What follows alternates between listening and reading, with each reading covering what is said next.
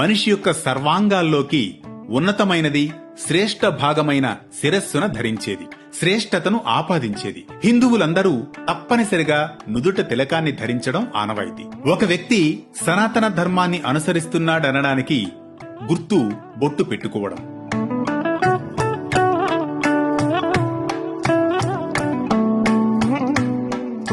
భగవంతుణ్ణి నమ్ముతున్నాడనేందుకు కూడా ఈ బొట్టే నిదర్శనం.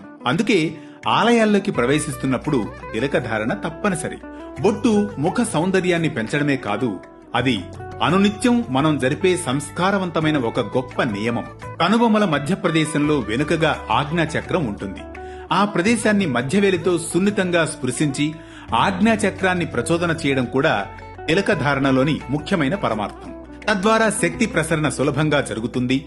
ఆజ్ఞాచక్రం ప్రచోదనమైతే జ్ఞాననేత్రం సహజంగానే తెరుచుకుంటుంది. ఇక ముఖ్య విషయం, గురువు శిష్యుడికి ఉపదేశం చేసే సమయంలో బొట్టు పెట్టే నెపంతో భ్రూమధ్య ప్రదేశాన్ని స్పృశిస్తాడు.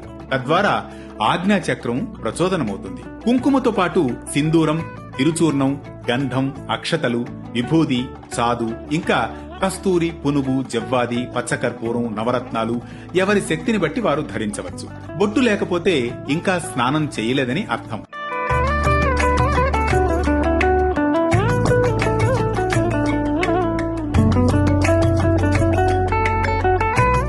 అంతేకాదు, శుభకార్యాలు చేయడానికి అర్హత లేని సూతక సమయం కూడా అయి ఉండవచ్చు.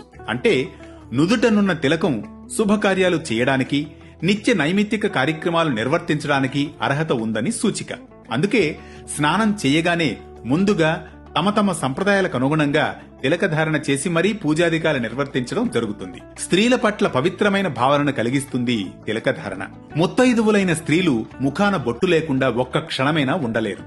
ఇది 5వ తనానికి చిహ్నం కదా. వివాహ సమయంలో వరుడు తన పంచ ప్రాణాలను వధువు శరీరంలో నిక్షేపం చేసే స్థానాల్లో బొట్టు పెట్టుకునే చోటు కూడా ఒకటి. అంతేకాదు, శుభకార్యాలకు ఆహ్వానించేటప్పుడు బొట్టు పెట్టి మరీ పిలవడం మర్యాదకు చిహ్నం.